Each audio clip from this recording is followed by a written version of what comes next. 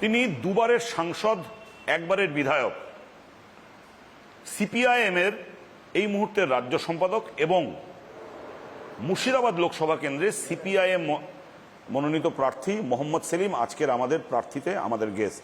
সেলিমদা নমস্কার। তোমার পলিটিক্যাল সিভিটা আমি দেখছিলাম, তুমি ইলেকটোরাল পলিটিক্সে কখনো এন্টালি, কখনো কলকাতা উত্তর পূর্ব, কখনো রায়গঞ্জ, এবার মুর্শিদাবাদের এখানে এসে আমার মনে হচ্ছে দুটো জিনিস মুর্শিদাবাদের এই মুহূর্তে বিখ্যাত। একটা হচ্ছে মুর্শিদাবাদের পরিযায়ী শ্রমিক, আর এখানকার সিপিআইএম প্রার্থী মোহাম্মদ সেলিম পরিযায়ী রাজনীতিবিদ। আমার মনে হয় তোমার অ্যাসেসমেন্টে ভুল হচ্ছে। এখানকার লোকটা আমার নাম রেখে দিয়েছে মুরসেলিম, সন্ধি করেছে মুর্শিদাবাদ আর সেলিম, মুরসেলিম। আর দ্বিতীয়ত হচ্ছে তোমার প্রশ্নের উত্তর খোঁজার আগে তাহলে সোমনাথ চ্যাটার্জি যে আত্মজীবনী আছে সেটাতে কয়েকটা পাতা পড়ে নেবে। মোহাম্মদ সেলিম সম্পর্কে এখানে লেখা আছে। তিনি স্বাভাবিকভাবে যা বলার তার মতো করে বলেছেন, কিন্তু আমি তার আগে রাজ্যসভায় ছিলাম 2 টার্ম, তারপরে আমি পশ্চিমবঙ্গের রাজনীতি ফেরাসি মন্ত্রী হই, আবার লোকসভাতে সাংসদ হই, আবার দাঁড়িয়ে রাজ্যে। তাহলে আমাদের পার্টিতে, কমিউনিস্ট পার্টিতে কি হয়, কেউ রাজ্যভিত্তিক কার্ডার হয়, কেউ কেন্দ্রীয় কার্ডার হয়। প্রথম এবং একমাত্র হচ্ছে মোহাম্মদ সেলিম, যাকে রাজ্যে এবং কেন্দ্রে উভয় বিধ জায়গায় যখন প্রয়োজন হয়েছে পার্টি তাকে ব্যবহার করেছে, বা আমি নিজে করেছি। গোটা দেশের অভিজ্ঞতা সঞ্চিত হয়েছে। যুব ফেডারেশন যখন করেছি গোটা দেশ জুড়ে করেছি, যখন দেশ জুড়ে করেছি, রাজ্যসভায় যখন মেম্বার ছিলাম তখন জানা উচিত তখন আসামে, পাঞ্জাবে এবং কাশ্মীরে ভোট হতো না মিলিটেন্সির জন্য নানান কারণে, যার ফলে রাজ্যসভা মেম্বার হতো না 90-এর দশকে। তখন রাজ্যসভা রেকর্ড করে দেখো, আমি তখন পাঞ্জাবের কথা, মানুষের কথা, কাশ্মীরের, জম্মু কাশ্মীরের কথা, আসামের কথা বারবার তুলেছি। ওখানে গিয়েছি, ওখানকার মানুষকে রিপ্রেজেন্ট করেছি। রাজ্যসভার নিজস্ব কোনো কনস্টিটিউয়েন্সি থাকে না। সিপিআইএম এর রাজ্য সম্পাদক কখন ইলেকটোরাল পলিটিক্সে নেমেছে? এইবারই লোকসভা নির্বাচনে 2টো রাজ্য সম্পাদক লড়ছি আমরা। রাজস্থানের রাজ্য সম্পাদক আমরারাম সিকার কেন্দ্র থেকে লড়ছে কংগ্রেস সমর্থিত বামফ্রন্ট প্রার্থী হিসেবে, এবং আমি লড়ছি এখানে। জ্যোতি বসু রাজ্যসভা রাজ্য সম্পাদকও ছিলেন এবং ইলেকট্রাল পলিটিক্সের মধ্যেও ছিলেন, বিধায়কও ছিলেন। সোমনাথ চ্যাটার্জি, সূর্যকান্ত মিশ্র লড়েছেন। তুই যেটা বলতে পারো, পলিট ব্যুরোর সদস্য হলে লোকসভা নির্বাচন লড়া হতো না। এইটা গত 2টো টার্ম ইলেকশনে আমরা কেরালায় প্রথম এটাকে এক্সপেরিমেন্ট করা হয়, এবং লোকসভা নির্বাচনে এটা কি এক্সপেরিমেন্ট হচ্ছে নাকি প্রার্থীর ক্রাইসিস? কেরালায় বলছি, এটা কি প্রার্থীর ক্রাইসিস? তো মনে হচ্ছে ক্রাইসিস প্রার্থীর এক ঝাঁক নতুন তরুণ একেবারে উৎসাহী লড়াকু নেতাদের আমরা দিলাম। বিজেপিকে প্রার্থী করতে হলে এদিক ওদিক থেকে খুঁজতে হয়, তৃণমূলকে প্রার্থী করতে হলে বিজেপির দিকে তাকাতে হয়। সিপিআইএম এর ক্রাইসিস হয়েছে কখনো? কংগ্রেস চাইছিল তাহলে তলায় কর্মী এবং ভোটারদেরকে মোবিলাইজেশন ভালো করা যাবে যদি মোহাম্মদ সেলিম প্রার্থী হন। ইনফ্যাক্ট বামফ্রন্ট ঘোষণা করার আগেই অধীরবাবু প্রেস কনফারেন্স করে বলে দিলেন যে মোহাম্মদ সেলিম সম্ভবত দাঁড়াবে এখানে, এই জন্য আমরা ওই আসনে তাদেরকে সমর্থন করব। সেলিমদা, তোমার পলিটিক্যাল লাইফ দীর্ঘায়ত, মানে তুমি দীর্ঘদিন ধরে লোকসভা, রাজ্যসভা, আমাদের বিধানসভা রিপ্রেজেন্ট করেছো, ছাত্র যুব রাজনীতি করেছি। Is it the toughest election? আমার তো মনে হচ্ছে না, আমাকে দেখে মানে আমি তোমার ক্যান্ডিডেটের অ্যাসপেক্ট থেকে বলছি না, আমি বলছি যে দেশের জন্য is this the toughest election? তার থেকে বেশি বলবো এটা শেষ নির্বাচন হতে পারে। ফলাফল যদি আরএসএস বিজেপি যেরকমভাবে চাইছে তা যদি হয়, সেটা হবে না। 1 ভোট 1 দেশ 1 ভোট, আসলে এটা হচ্ছে 1 ভোট 1 দেশ না, এই ভোট শেষ ভোট, এটা হতে পারে। সংসদীয় গণতন্ত্র বলে কিছু থাকবে না, ধর্মনিরপেক্ষতা বলে কিছু থাকবে না। প্রত্যেকটা নির্বাচনের রাজনৈতিক লড়াই, কিন্তু এটা হচ্ছে একটা মতাদর্শগত লড়াই। দেশটা স্বাধীনতা আন্দোলনের 190 বছরের যে উত্তরাধিকার সেটা নিয়ে থাকবে না সাম্রাজ্যবাদের গোলাম হবে। বিজেপি সেই দিকে ঠেলে নিয়ে যাচ্ছে। সেখানে দাঁড়িয়ে জাত পাত, ধর্ম, বর্ণ, ভাষা, ক্ষেত্রের নামে মানুষকে ভাগ করার চেষ্টা করা হচ্ছে। এই লড়াইটা তো আপনাদের থেকে ইলেকটোরালি মমতা বন্দ্যোপাধ্যায় অনেক বেটার চালাচ্ছে। তো বিজেপি তো বাড়লো কি করে এখানে? মমতা ব্যানার্জির দৌলতে তো। মমতা ব্যানার্জি রাজনীতিবিদ হলো কি করে যদি আরএসএস তৈরি না করতো তাকে? কংগ্রেস যে ঘরে জন্ম, কিন্তু তাকে যে কাল্টিভেট করেছে সেটা হচ্ছে তার নাম আরএসএস। তাকে দুর্গা সাজিয়েছে, দশভুজা করেছে, অস্ত্রশস্ত্র দিয়েছে, টাকা পয়সা দিয়েছে, লেটেস্ট ইলেকট্রাল বন্ড দিয়েছে। সব অপরাধে পিসি ভাইপো খারিজ, কেউ কিছু কথা বলতে পারে না। বিজেপি খুব খারাপ অবস্থা। গভর্নর চিচি করতে পারে, নাটক করতে পারে, শুভেন্দু কিছু কথা বলতে পারে, কিন্তু মোহন ভাগবত, আরএসএস তৃণমূলের উপরে কোনো আঁচ লাগুক, পার্টিকুলারলি কেন কেন কারণটা কি? কারণ কংগ্রেস মুক্ত ভারত করার যে স্বপ্ন এবং কমিউনিস্ট মুক্ত বাংলা করার যে স্বপ্ন আরএসএস এর, তাকে বাস্তবিত করার অস্ত্র হচ্ছে মমতা ব্যানার্জি। ওইভাবে তাকে সামনে দিয়েছে। বিজেপি যদি নিজেই গোটা রাজ্যের পলিটিক্যাল কন্ট্রোল নিতে পারে তাহলে তো বিজেপির পক্ষে অনেক বেটার। ঠিকই বলেছো, এটাই তো তোমাদের এজেন্ডা ছিল ওদের। কিন্তু যে ওরা যেদিন মনে করবে যে তারা কন্ট্রোল নিতে পারে, তখন মমতার দরকার হবে না।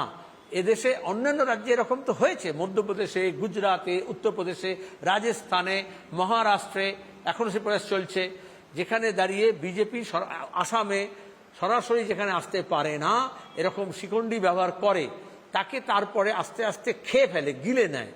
কোনোদিন মুরত ছিল কংগ্রেস এবং বামফ্রন্টের শাসনে আরএসএস বিজেপি এসে বড় বড় কথা বলবে? আজকে হেমন্ত সোরেন জেলে যাচ্ছে, অরবিন্দ কেজরিওয়াল জেলে যাচ্ছে, আর একটা কাকুস্বরের রিপোর্ট আজকে পাওয়া যাচ্ছে না কেন? যেহেতু ভাইপোর গলার স্বর মিলে যাবে, যেহেতু সেখানে মোহাম্মদ সেলিম বলছে মমতা বন্দ্যোপাধ্যায় বিজেপির বেঙ্গলে রাজনৈতিক শিখণ্ডী। অবশ্যই সব জায়গায়, আমি তো নাম বলবো, গুজরাট থেকে বললাম আসাম পর্যন্ত, এরকম মমতা ব্যানার্জি আরএসএস তৈরি করেছে, চাষ করেছে, তারপরে সেখানে ঘাঁটি গেড়েছে। এখানে বামপন্থী এবং কংগ্রেস এককাট্টা হয়েছে বলে সেটা মমতাও পুরো পারছে না, বিজেপি পুরো পারছে না। এই জন্য গত নভেম্বরে এসে জিজ্ঞেস করেছিল অমিত শাহ 14 তলায় গিয়ে মমতাকে, ইতনা লাল ঝন্ডা কাহাं से आया, इतना खिलाया, इतना पिलाया, इतना दिया, इतना जेल के बाहर रखा, फिर भी लाल झंडा कहां से आ गया। বিজেপি হতাশ, তৃণমূল ভীত। মমতা বন্দ্যোপাধ্যায় যেখানে যেখানে প্রচার করছেন সেখানে সেখানে একটা কথা বলছে সেলিম দা, যে সিপিএম আর কংগ্রেসকে ভোট দেওয়া মানে আপনার ভোট নষ্ট, বিজেপিকে ভোট দেওয়া। এটা বিজেপি কি বলছে সেটা দেখো, একই কথা বলছে, পুরো 50-50। এটা বিস্কুট হয় না, আধা মিঠা আধা নমকিন। তাহলে এই যে বাইনারি তৈরি করছে, এটা এই জন্যই তো করছে যাতে কংগ্রেস এবং সিপিএম না থাকে, বাম এবং কংগ্রেস না থাকে, মধ্যপন্থী এবং হচ্ছে তোমার গিয়ে বামপন্থী না থাকে, তাহলে দক্ষিণপন্থীর একটা উত্থান হয়। বিজেপি আর তৃণমূলের তফাৎ কতটা? শুভেন্দু, অভিষেক, মুকুল, অর্জুন সিং, বাবুল সুপ্রিয়, এ ঘর থেকে ও ঘরও নয়, পুরো থিন লেয়ার একটা। তোমার থেকে আমার যতটা দূরত্ব আছে, বিজেপি তৃণমূলে তার থেকে কম দূরত্ব। আর এই যে গোটাটা যেটা চলছে সেলিম দা, এটা গোটাটা এতটা এতটা পারফেক্টলি ম্যাচড একটা নাটক। এটা তো ওরা করছে না, এটা হচ্ছে একটা এমন আনুষঙ্গিক বিজ্ঞান, টেকনোলজি, তারপর ইলেকট্রাল বন্ড, হাজার হাজার কোটি টাকা, তারপর হচ্ছে প্রশান্ত কিশোরের মতো কিছু পেশাদার লোকজন, তারা হচ্ছে এইগুলোকে স্ক্রিপ্ট লিখে দেয়। শোলের ডায়লগ দেখেছো কত পারফেক্ট ছিল গব্বর সিং আর সঞ্জীব কুমারের মধ্যে? কিন্তু আমি তো সিনেমা দেখতে গেছি, কিন্তু যে ভোটদাতা ভোট দিতে যাচ্ছে সে কিভাবে এটা, সে তো যে দর্শক সিনেমার ডায়লগ শুনছে, ভিলেন এবং হিরোর মাঝে মাঝে হাততালি দিচ্ছে, মাঝে রাগ করছে, কিন্তু ভুলে যাচ্ছে ডায়লগ তো একজনই লিখে দিয়েছে, দুজনের। স্ক্রিপ্ট তো একটাই। আগে আমরা বলতাম, লোকে বুঝতে পারতো না, এখন তো বুঝতে পারছে। কেন হেমন্ত সোরেন জেলে, আর কেন ভাইপোর চার্জশিটে, কয়লার চার্জশিট থেকে নাম বাইরে আছে? কে বলবে? সিপিএম বলবে?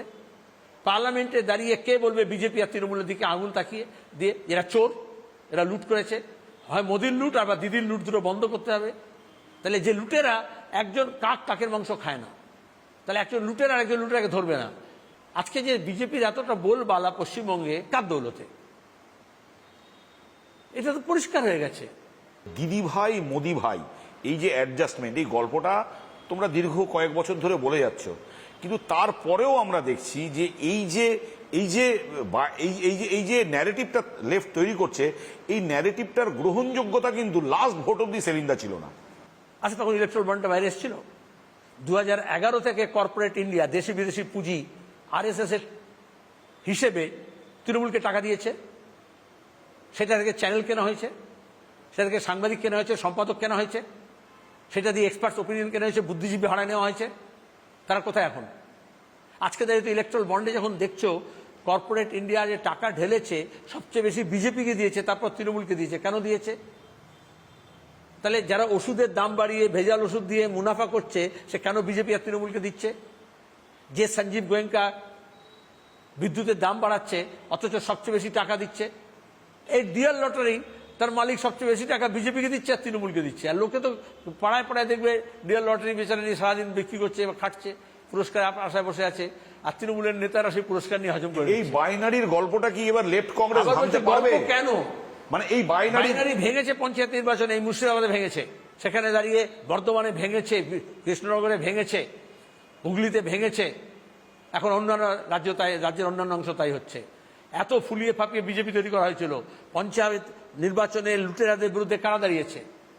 বাম এবং কংগ্রেস কর্মী। তাহলে মিডিয়াতে বাইনারি আবার হবে।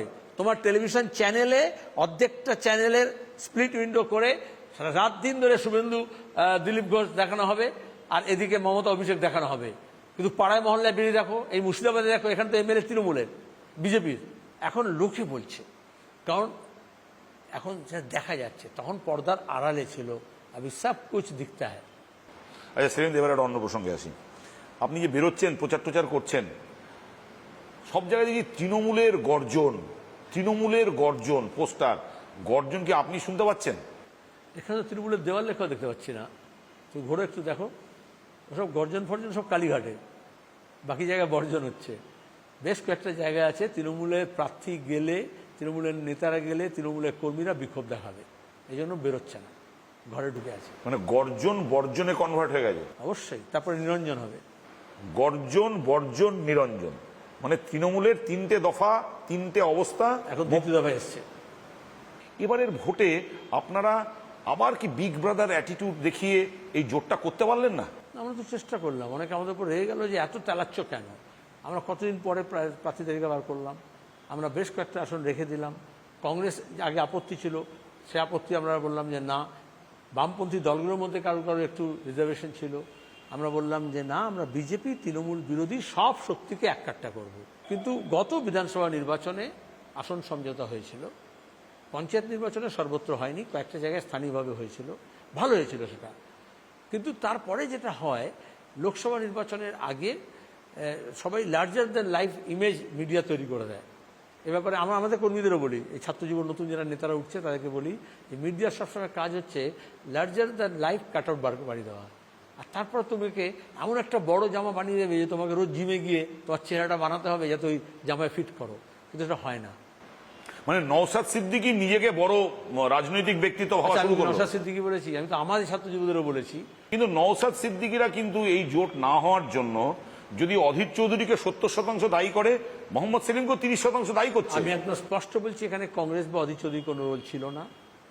নওশাদ সিদ্দিকী প্রথমে নিজে ঘোষণা করেছিল যে সে ডায়মন্ড হারবারে দাঁড়াবে।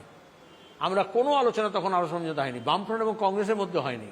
অধীরবাবু এবং মোহাম্মদ সেলিম আমরা বলেছিলাম যে নিঃশর্তভাবে আমরা শুধু সমর্থন করব না, আমরা প্রচারে যাব, সমস্ত কর্মী বাহিনী আমাদের নামাবো, কারণ সর্বত্র আইএসএফ এর কর্মী নেই, ভোটে বুথে তো থাকতে হয়, তাহলে 7টা বিধানসভা কেন্দ্রে আমাদের যা শক্তি আছে আমরা নামাবো।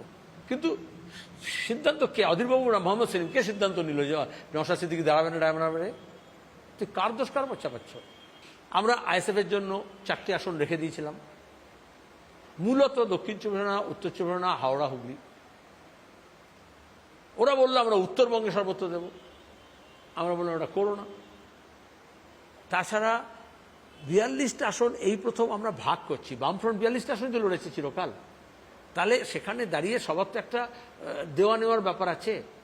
ওরা সংখ্যা কমালো, 22টা থেকে ওরা 7-8টায় নিয়ে এসছিল, 7টায় নিয়ে এসছিল।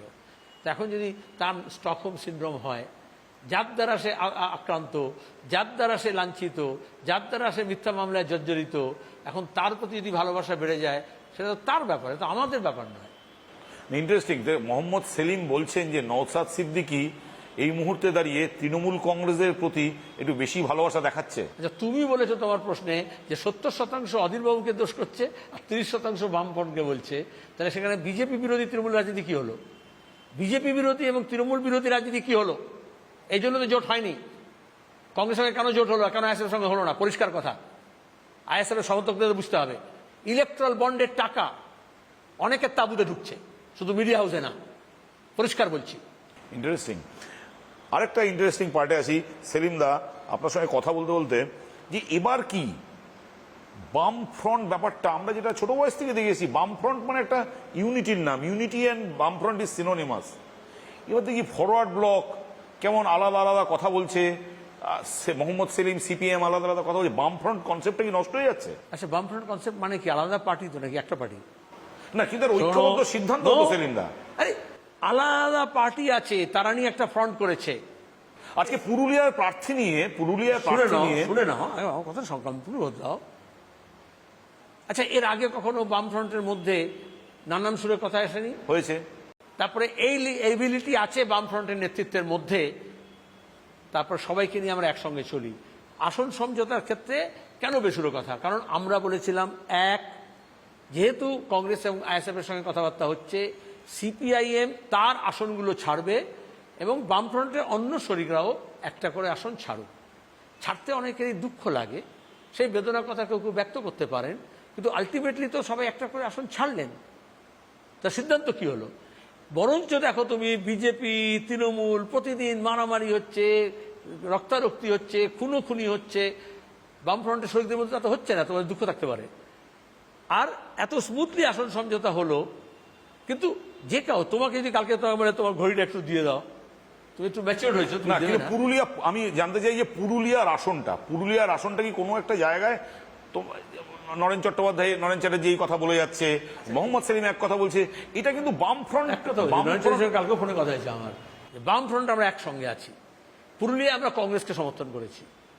এবার আমরা বলেছিলাম বাম শরিকরা, আরএসপি যেরকম আসন ছেড়েছে, একসময় বহরমপুর লড়ত, আমরা যেমন আসন ছেড়েছি, আবার কংগ্রেসকে বলেছি যাতে কোনো বন্ধুত্বপূর্ণ ব্যাপার নয়, লড়াইটা লড়াই হয়, সেখানে বন্ধুরা বন্ধু থাকে, শত্রুরা শত্রু থাকে, বিরোধীরা বিরোধী থাকে। এবার দাঁড়িয়ে পুরুলিয়া আসনের ক্ষেত্রে যেহেতু কংগ্রেস প্রার্থীকে আমরা দেব আসন সমঝোতার শর্ত হিসেবে, ফরওয়ার্ড ব্লক মনে করেছে না, তাদেরই ওটা লড়া উচিত। 3টি আসন ফরওয়ার্ড ব্লক লড়ত, তার মধ্যে বারাসাত, কোচবিহার তারা লড়বে এবং পুরুলিয়া আসনটা তারা ছাড়বে, এটাই সিদ্ধান্ত হয়েছে। পুরুলিয়ার ভোটাররা সিপিআই বসিরহাট লড়তো, এবার ছেড়েছে, এটা সিপিআইএম লড়ছে, নিরাপত্তা সর্দার লড়ছে, অসুবিধা কি আছে? মুর্শিদাবাদের এই সিটটা, মানে আমি যে মুর্শিদাবাদ বিধানসভা আসনটা, এটা তো বিজেপির দখলে, বাকি 6টা তৃণমূলের দখলে বিধানসভা ইলেকশন, এবং গত বিধানসভা নির্বাচনে সবকটা জায়গায় আপনার দল 3য় স্থানে আছে। গত 2 বছরে রিয়েলিটি কতটা পরিবর্তন হয়েছে? এতদিনের ইতিহাস করে তাহলে অজিত পাজার বিরুদ্ধে আমি কেন দাঁড়িয়েছিলাম, সুলতান আহমেদের বিরুদ্ধে কেন দাঁড়িয়েছিলাম, তার রায়গঞ্জে আমি কেন দাঁড়িয়েছিলাম? রিয়েলিটি কোনটা? চেঞ্জ ইনকর্পোরেট করতে হবে, 1। 2, 21 নির্বাচনে সিএ এনআরসির ভয় দেখিয়ে বিজেপি তৃণমূল বাইনারি করেছিল, এখন আবার সিএ এনআরসি বলছে 5 বছর পরে। কিছু মানুষ মনে দাগ কাটছে, মানুষ রুজির কথা বলছে, অধিকারের কথা বলছে, শান্তির কথা বলছে, সম্প্রীতির কথা বলছে। এত রাম মন্দির নিয়ে এত উচ্ছ্বাস করেছিল, লোকে রাম মন্দির করছে ভোট বিজেপি তার তুনে যতগুলো স্বর ছিল সব নিক্ষেপ করে দিয়েছে। ইউসিসি, 370, নতুন পার্লামেন্ট বিল্ডিং, মোদীকে অবতার বানানো, কিন্তু আসলে লোকে বলছে তোমার 2 কোটি বেকারের কাজের জায়গাটা কোথায় গেল? জিনিসের দাম বাড়ছে কেন? জ্বালানির দাম বাড়ছে কেন? তুই বিদেশ থেকে কালো টাকা নিয়ে আসবে বলেছিলে, তাহলে এত কালো টাকা তৃণমূলের ঘর থেকে বেরোচ্ছে কি করে? তুই বলেছিলে দুর্নীতি সমাপ্ত, লকডাউন করে, এবং করোনার সময় সবচেয়ে বেশি মানুষের ক্ষতি হয়েছে এদেশে, সরকার তখন কোথায় ছিল? বালাকোটের পরে, গতবারের লোকসভা নির্বাচনের পরে এমন করা হয়েছিল যেন মনে হচ্ছিল লোকে ইভিএম মেশিনে বোতাম টিপছে না, নিউক্লিয়ার বোমার বোতাম টিপছে, সব লাহোরে গিয়ে করাচিতে গিয়ে বোমা পড়বে। তো বিজেপি সমর্থকদেরকে, উগ্র সমর্থকদেরকে তো ধুর বানিয়েছিল, বোকা বানিয়েছিল বিজেপি। ভোট যে হয়ে গেল, তা কোথায় গেল পাকিস্তান? একই জিনিসকে ওরা আবার পুরনো মতকে নতুন বদলে বেস্তি করতে চায়। আমি নিজে সিএ সম্পর্কিত পার্লামেন্টে যে আইন যে কমিটি ছিল, যুক্ত কমিটির আমি একজন মেম্বার ছিলাম। বিজেপি তৃণমূলের 3 জন ছিল, তাদের কি ভূমিকা ছিল, আমার কি ভূমিকা ছিল, নোট অফ ডিসেন্ট দেখো। যতদিন মোহাম্মদ সেলিম এমপি ছিল সিএ পাস করাতে পারেনি, মোদী আসার পরেই পরপর 370 এবং এই সিএ আইন তখন বানালো। তাহলে তৃণমূল বিজেপির আইনগুলোকে আটকায়নি, বরঞ্চ যখন কাশ্মীর নিয়ে 370 অ্যাবলিশন হলো, মমতাকে যখন জিজ্ঞেস করলো সাংবাদিকরা, মমতা সব জানেন, বলেন কই আমি তো কিছু জানি না। এটাই তো ছুপা এজেন্ডা। বাজপেয়ী আদবানির সময় থেকে যোগী, মোদী, অমিত শাহ পর্যন্ত মমতা ব্যানার্জি হচ্ছে আরএসএস এর ছুপা এজেন্ডা। সেইখানে দাঁড়িয়ে তুমি 21 নির্বাচনের কথা বলছো। 21 নির্বাচন মুর্শিদাবাদে কংগ্রেস আর সিপিএম কোন আসন পায় না, তার পঞ্চায়েত নির্বাচন কেন বলছো না 23-এ? কোনটা কাছে, 23 না 21? তাহলে বরঞ্চ উল্টো হলো, যেখানে সব আসনে তৃণমূল জিতে গেল, তাকে কেন 23-এ খুনোখুনি করতে হলো, মারামারি করতে হলো, বিডিও, এসডিও, ডিএম, এসপি, আইসিকে ব্যবহার করতে হলো ভোট লুটের জন্য? তাহলে বিজেপি এবং তৃণমূল এখানে মানুষের রায়কে ভয় পায়। সেই জন্যই এই দুর্নীতিলব্ধ টাকাকে ব্যবহার করে হাইজ্যাক করতে চায় মানুষের ওপিনিয়নকে। আর এই জন্যই মোহাম্মদ সেলিম এখানে প্রার্থী হয়েছে, যেখানে দুধ কা দুধ পানি কা পানি সাফ হবে। কেমন লাগে মুর্শিদাবাদের? আমি বলছি যে তুমি তো এমনি দলীয় কাজে, সাংগঠনিক কাজে বিভিন্ন সময় ঘুরেছো, কিন্তু আমি বলছি সেটা সংগঠন বৃদ্ধি। এখানে দাঁড়িয়ে কি মনে হচ্ছে? এখানে দাঁড়িয়ে আমরা দেখেছি এখান থেকে বিরাট সংখ্যক মানুষ ভিন রাজ্যে চাকরি করতে চলে যায়, পরিযায়ী শ্রমিক মুর্শিদাবাদে সবথেকে বেশি। ঈদের সময় পরিযায়ী শ্রমিকরা এসছে, তাদের তো কোনো সোশ্যাল সিকিউরিটি নেই, বিশাল গাড়ির ভাড়া, ট্রেনের ভাড়া বেড়েছে, অনেক কষ্ট করে আসতে হয়। সবাই বলছে এক সপ্তাহের মধ্যে ভোট হলে আমরা ভোট দিয়ে যেতাম, কিন্তু আবার কুরবানির সময় আসতে হবে, এতবার আসতে পারে না। আমাদের কাছে এত টাকা নেই, তাদেরকে বলবো ঠিক আছে গাড়ি ভাড়া দিচ্ছি, আসো যাও আর ভোট দাও, কিন্তু তারা প্রচার করছে। কিন্তু আমাদের কাছে হচ্ছে শুধু ভোটের জন্য কেন, তারা এই রাজ্যে থেকে নিজের পরিবার সংসারকে প্রতিপালন করতে পারবে না কেন? এখানে কেন শিল্প কারখানা হবে না? এখানে শিক্ষা প্রতিষ্ঠান বাড়িয়ে কেন পেশাগত শিক্ষা, বৃত্তি শিক্ষা এবং দক্ষতা বাড়ানো হবে না? কেন তারা অদক্ষ শ্রমিক হিসেবে যাবে? এটা শুধু মুর্শিদাবাদ নয়, মালদা, মুর্শিদাবাদ, 2 দিনাজপুর, জলপাইগুড়ি, কুচবিহার, আর দক্ষিণের উত্তর চব্বিশ পরগনা, দক্ষিণ চব্বিশ পরগনা, মেদিনীপুর। কেউ সোনার কাজে যাচ্ছে, কেউ দর্জি কাজে যাচ্ছে, কেউ নানান রকমের কনস্ট্রাকশনের কাজে যাচ্ছে। কেন যাচ্ছে? এটাই তো বড় প্রশ্ন। বাংলার ছেলেদের মেধা, বুদ্ধি, দক্ষতা, সাহসকে নিয়ে আমরা বাংলা করতে পারি না? লড়াইটা তো এখানেই। তো তাদের কথা বলা নয়, তাদের হাতে কাজ জোগাড় করে দেওয়া, এখানকে এই বাংলাকে গড়ে তোলা। আমরা এটাই চেয়েছিলাম, বুদ্ধ পার্সেন এটাই চেয়েছিল, বামফ্রন্ট এটাই চেয়েছিল, কংগ্রেস এটাই করেছিল। আজকে দাঁড়িয়ে মোদি যতই মেক ইন ইন্ডিয়া বলে চিৎকার করুক, মমতা যতই বিশ্ব বাংলা বলুক, মোদি যখন বিশ্বগুরু হোক, কিন্তু আমাদের ছেলেদের হাতে কাজ নেই, মজুরি নেই, সমান মজুরি নেই, মেয়েদের আর ছেলেদের কাজে সমান মজুরি নেই। ঘরে ঘরে লক্ষ্মীর ভান্ডার, সেলিমদা, ঘরে 1000-1200 টাকা লক্ষ্মীর ভান্ডার। আপনি পাচ্ছেন না? ভোট চাইতে গিয়ে লক্ষ্মীর ভান্ডার পেয়েছি। আচ্ছা, জ্যোতিপ্রিয় মল্লিকের বাড়ি থেকে, অনুব্রত মণ্ডলের গুদাম থেকে, ব্যাংক থেকে, বা পার্থ চ্যাটার্জির বান্ধবীর ফ্ল্যাট থেকে যে টাকাগুলো বেরিয়েছিল, ওগুলো কি বলতো? আর লক্ষ্মী ভান্ডার তুই নিজেই বললে 500 ছিল, এখন 1000 করেছে, তাহলে ভান্ডার কোনটা? ভান্ডার বাংলা মানে ভান্ডার মানে বোঝো তো কি ভান্ডার? ভান্ডার মানে অনেক জিনিস যেখানে রাখা হয়। মানিত গন্ডা, লুটিত ভান্ডার। তাহলে এটাকে ভাঁড় বলে। 500 টাকা, 1000 টাকা যেটা হয়, এটাকে ভাঁড় বলে। মিডিয়াকে কিরকম ভাঁড় বানিয়ে দিয়েছে মমতা ব্যানার্জি, যে সবাই ভান্ডার বলছে, ব্র্যান্ড নেম করে দিয়েছে। কিন্তু আর যেটা ভান্ডার আছে, এটাকে কিন্তু সেলিমদা 1000-1200 টাকা করে এক একজন মহিলা যারা কাজ করেন না, তাদের একটা কাজ করেন না। তাদের যেহেতু, শোনো, আমাদের দেশে মহিলাদের ওয়ার্ক পার্টিসিপেশন কমে যাচ্ছে, যেহেতু আনএমপ্লয়মেন্ট বাড়ছে। যত মহিলা আগে রোজগার করত, কাজে যেত, শ্রম দিত, তাদের মধ্যে পারিশ্রমিক পেত, এক সমান পারিশ্রমিক পায় না। আর দুই হচ্ছে তারা এখন কম কাজ পাচ্ছে। এটা কম্পেনসেশন, ক্ষতিপূরণ। বাঙালির কি অবস্থা হয়েছে? অন্ধ্রপ্রদেশ, কর্ণাটকা, তামিলনাড়ু, কেরালা, ওড়িশা, কোন রাজ্য বলবো? সব রাজ্যে 2000-2500 টাকা করে পায় মেয়েরা। এখানে প্রশ্ন হচ্ছে কেন 1000 পায়, কেন 500 টাকা পেয়েছে? এখন যদি 1000 বলে ভোটের আগে, তাহলে 500 টাকা যদি দিয়েছে, আগের 500 টাকা কে চুরি করলো? সিপিআইএম হিসেবে বলছি আমি, যদি তৃণমূলের দুর্নীতি বন্ধ হয়, আখের মেশিনে যেরকম রস বার করে, তৃণমূলের সেই রস বার করলে এই 500 টাকার জায়গায়, 2000 টাকা, 1000 টাকার জায়গায় তারা 2500-3000 করে পাবে। দুর্নীতি বন্ধ করতে হবে। সবাই পায় না। দুয়ারে যাচ্ছি আমরা, দুয়ারে সরকারে বারবার আবেদন করছে, কিন্তু বিধবা ভাতা, বার্ধক্য ভাতা, সংখ্যালঘু তোমার গিয়ে স্টাইপেন্ড, স্কলারশিপ, এসসি ভাতা, এসটি ভাতা, হস্টেল ভাতা পাচ্ছে না। লক্ষ্মী ভান্ডার সবার নাম উঠছে না। এক ঘরের টাকা যেরকম 100 দিনের কাজের টাকা তৃণমূল মেরে দিয়েছে, ওই রকম এই বিজেপি তৃণমূল নেতাদের জন্য দুর্নীতি হচ্ছে বলে যে প্রাপ্য সেটা পাচ্ছে না। যারা পায় না তারাও পাবে, আর যত পাচ্ছে তার দ্বিগুণ পাবে যদি চুরিটা আটকানো যায়। এই জন্য দুর্নীতির বিরুদ্ধে। সেটা খুব শেষ পর্যায়ে চলেছে। আপনি বলেন এই কোন বাংলা, আরেকটা বাংলার অ্যাসপেক্ট খুব আলোচনায় চলে এসছে, যে ব্যাঙ্গালোর ব্লাস্ট, তার 2 জন অভিযুক্ত, তারা পূর্ব মেদিনীপুর থেকে এনআইএ অ্যারেস্ট করছে। মমতা বন্দ্যোপাধ্যায় বলছে 2 দিনে অ্যারেস্ট হয়ে গেল, এখানে রাজ্যে কেউ লুকিয়ে থাকতে পারবে না। হোয়ার বেঙ্গল ইজ হেডিং? আচ্ছা, পূর্ব মেদিনীপুর হচ্ছে স্পেসিফিক স্পটটা বলো। এত জিওগ্রাফিক্যাল আইডেন্টিফিকেশন ব্যাপার আছে। কোথায় দিয়ে করেছে? কাঁথি। কাঁথি কার তালুক? কাঁথি কার খাস তালুক? তোমরা প্রতিদিন সারাদিন ধরে কাকে বলো? শুভেন্দু অধিকারী। শুভেন্দু অধিকারী কে? এখন বিজেপির নেতা। 5 বছর আগে কার নেতা ছিল? তৃণমূলের ছিল। এই মুর্শিদাবাদের পঞ্চায়েতে ভোট লুট করেছিল 2018-তে শুভেন্দু। ডামার দিয়ে পঞ্চায়েত করিয়েছিল তৃণমূলের ঝান্ডা নিয়ে। এই শুভেন্দু বা 15 বছর আগে যুব সেনাপতি বলেছিল কিষেনজি মাওবাদীদের নিয়ে এসে সালকু সোরেনদের লাশ বিছিয়েছিল তৃণমূলের হয়ে। তাহলে আজকে দাঁড়িয়ে এই বাংলা কেন বলছো? বিজেপি আর তৃণমূল মিলে এই বাংলার সংস্কৃতি কোথায় নিয়ে গেছে? রাজনৈতিক সংস্কৃতি কোথায় কোথায় হিন্দু মুসলমান বলা হয়। তাহলে ভোটের আগে এই ধরনের ব্লাস্ট অর্গানাইজ হতে পারে, বা অর্গানাইজ হোক বা আনঅর্গানাইজ হোক, এজেন্সি করুক বা কোনো সংস্থাই করুক, কেন করছে? এই মনমোহন সিং প্রধানমন্ত্রী হয়ে বিশ্বের দরবারে বলেছিলেন ইউপি ওয়ানের প্রধানমন্ত্রী হিসেবে যে আমাদের দেশে গর্ব হচ্ছে আমাদের কোনো হোম গ্রাউন্ড টেরোরিস্ট নেই, সীমানা পার থেকে আসে। আজকে মোদি অমিত শাহের গর্ব হচ্ছে এটাই যোগীর যে এই দেশের মধ্যে তারা টেরোরিস্ট তৈরি করতে পারলো। কোন রাজনীতি নিয়ে যাচ্ছে? আর শুভেন্দু মমতার মাওবাদীদের নিয়ে আসার পরে যে ট্রেনিং দিল, সেখানে দাঁড়িয়ে তারা এই অবস্থা তৈরি করতে পারলো যে এখানে আগে মুঙ্গের থেকে কারখানা তৈরি হওয়ার বেআইনি অস্ত্রশস্ত্র আসতো, আর শুভেন্দু মমতা মুকুলের আমল থেকে এখানে কারখানা তৈরি হয়ে গেল।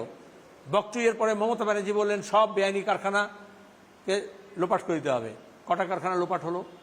যত বোমা কারখানা বিস্ফোরণ হয় কটা মামলা হলো? সবচেয়ে বেশি বোমা বিস্ফোরণ করতে গিয়ে বানাতে গিয়ে বিস্ফোরণ কোথায় হয়েছে? পূর্ব মেদিনীপুরে। কেন হয়? তাহলে বিজেপি তৃণমূল মাওবাদীর কাছ থেকে ট্রেনিং নিয়ে, আমি সব বিজেপি বলবো না, শুভেন্দু মমতা অভিষেক, তারা একটা এলাকা সন্দেশখালীর মতো মুক্তাঞ্চল তৈরি করেছে। সেখানে পুলিশও গেলে ওদের অনুমতি নিয়ে যাবে। বকটুইতে পুড়িয়ে মারলেও যদি অঞ্চল সভাপতি ব্লক সভাপতি না বলে তাহলে পুলিশ যাবে না, মমতা বলে দিয়েছে। আর গেলেও ইডি সিবিআই কিরম মার খেয়েছে তুমি বুঝতে পারছো, এনআইএ কিরম মার খেয়েছে বুঝতে পারছো। শাহজাহানকে একবারে দল থেকে সরিয়ে দিয়েছে। বিরোধী শূন্য করার রাজনীতি বিজেপি বা তৃণমূল কেন করছে?